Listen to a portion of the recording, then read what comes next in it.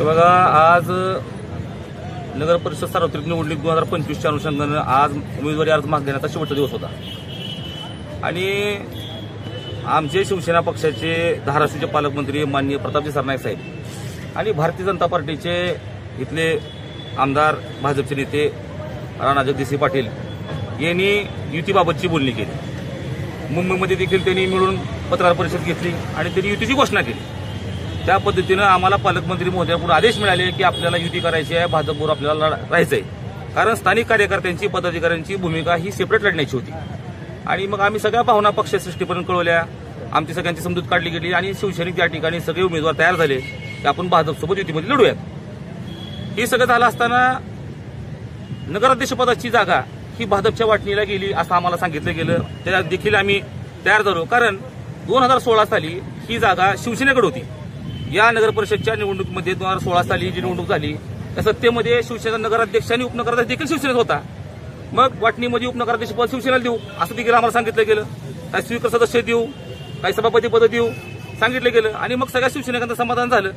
पण आज भारतीय जनता पार्टीनं ज्या 17 ठिकाणी 41 पैकी 17 ठिकाणी आम्ही नगरसेवक पदाचे अर्ज दाखल केले, त्या ठिकाणी भारतीय जनता पार्टीनं आमच्या पक्षाच्या उमेदवारांच्या विरोधात त्यांचे देखील उमेदवार दाखल केले।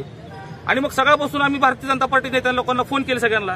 त्या ठिकाणी आमचे समन्वयक देखील आलेले आहेत साळवी साहेब, त्यांनी फोन केले, आम्ही पालकमंत्री महोदयांना कॉन्टॅक्ट केला आणि एकंदरीत लक्षात असं येतंय की धाराशिव नगर परिषदच्या निवडणुकीमध्ये भारतीय जनता पार्टीने किंवा भारतीय जनता पार्टीचे आमदार राणादादा पाटील यांनी शिवसेनेला धोका दिलाय।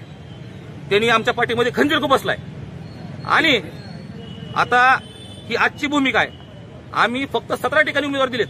आमच्याकडे 41 उमेदवार असताना देखील, आमच्याकडे शिवसेनेकडे नगराध्यक्ष पदाचा उमेदवार असताना देखील युती म्हणून आम्हाला फसवलं गेलं।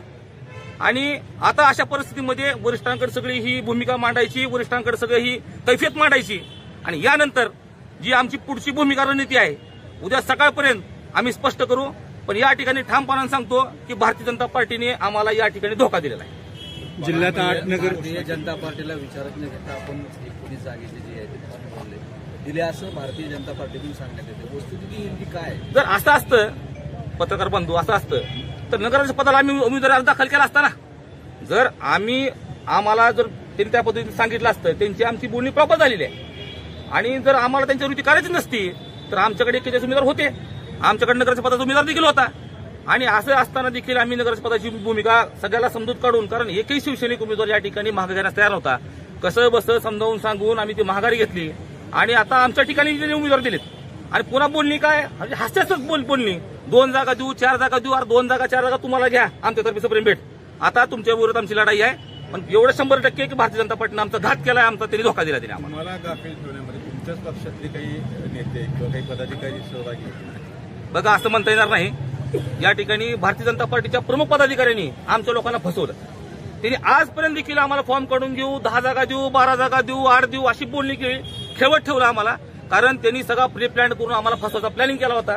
म्हणून माझा भारतीय जनता पार्टीच्या आमदारावर आरोप आहे, त्यांनी आमची फसवणूक केली, त्यांनी आम्हाला धोका दिलाय। म्हणून आता इथून पुढची लढाई त्यांची आमची भाजपच्या विरोधात असेल। नगराध्यक्ष पदाच्या कुठल्या तुमचा पाठिंबा असेल? मग आता ही भूमिका सगळी आम्ही वरच्या वरिष्ठांना मांडून ही भूमिका उद्या स्पष्ट करू। आजपर्यंत फक्त धोका दिलेपर्यंतची भूमिका आहे।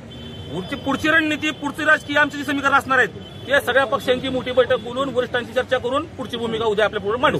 जिल्ह्यातल्या 8 नगर परिषदेमध्ये भाजप शिवसेनेचं नातं नेमकं कसं आहे? आता धाराशिववरून तर बघा, धोक्याचं नातं आहे। भाजपनं आम्हाला धोक्याचं नातं दिले। शिवसेनेच्या चिन्हावर किती नगरसेवक? 17 ठिकाणी आम्हाला सांगितलं गेलं तुम्ही 17 ठिकाणी फॉर्म भरा। पक्षाकडनं आम्हाला 17 ठिकाणी फक्त फॉर्म दिले गेले, तेवढे आम्ही भरले। 41 उमेदवार असताना देखील, नगराध्यक्ष उमेदवार आमच्याकडे 10 असताना देखील युती म्हणून आम्ही केलं आणि बदल्यात आम्हाला काय तर धोका दिला आम्हाला भाजप।